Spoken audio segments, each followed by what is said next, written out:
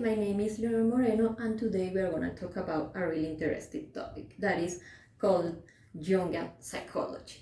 But first, let me introduce you. Who was Carl Gustav Jung? Carl Gustav Jung was a psychologist, psychiatrist, and disciple of Freud. Well, Carl Gustav Jung created made his own research and investigation, and he was the father of analytical psychology. He took some concepts from psychoanalysis, but he created analytical psychology. And I repeat, he created his own concepts, etc. For example, for Freud, who was a psychoanalyst, we have an individual unconscious, but for Jung we have a collective unconscious. That means that we share similar archetypal ideas in different cultures, in different parts of the world, and in different historic moments. For example, in the antique Greece, we have the hero archetype represented in Hercules, but nowadays we still have hero archetypes. You can see that in movies, for example, with the Avengers. In political situations, sometimes people want the hero who can save us, etc. Another common archetype is the mother archetype, okay? But today we are going to talk about a specific concept of Jungian psychology, that is the shadow. The shadow. It's not the one that is in the wall or in the floor, no. The shadow concept represents an inner shadow. The shadow is our psychic repressed energy. Okay?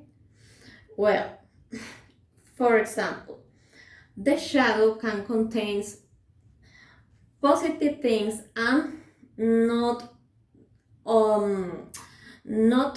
all positive things, but the shadow it's not all evil or bad. No, some people think that, but it's not true. The shadow can contain also good qualities, and everybody has a shadow. I have my personal shadow, you have your personal shadow. For Jungian psychology, everybody has a shadow.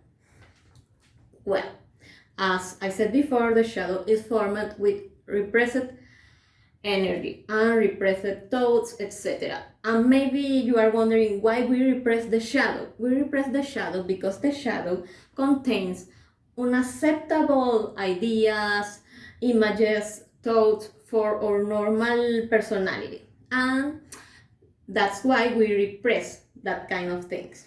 Because are unacceptable things for our daily normal personality. But it's important to know whether our personal shadow varies because it is a part of our personality. For example, imagine that when I was a kid, I was really sweet and sensitive, and some people bother me for that, so I repress that kind of things. But it is still a part of my personality, but now it's in my shadow. That was an example of, as you can see, not all the things in the shadow are bad things. Well, but of course the shadow can contain also aggressive impulse, some sexual desires, etc. And maybe you are thinking why it's important to know our shadow. Well, because also if we don't know our personal shadow, we can start having personality problems, and we can project our personal shadow into other people. Let me explain this better.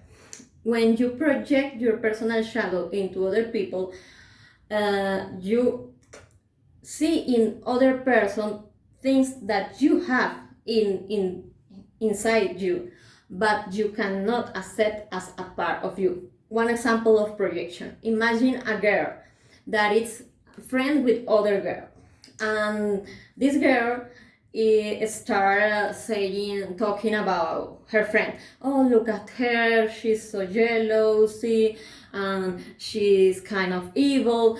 But in fact, there are her personal projections. That things are a part of her personality.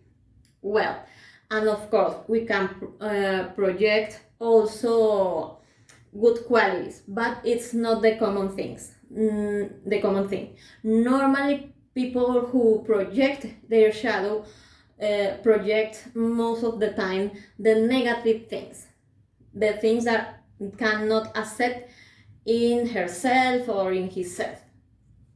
Well, and remember, as Jung said, everything that irritates us from others can lead us to a better understanding of ourselves.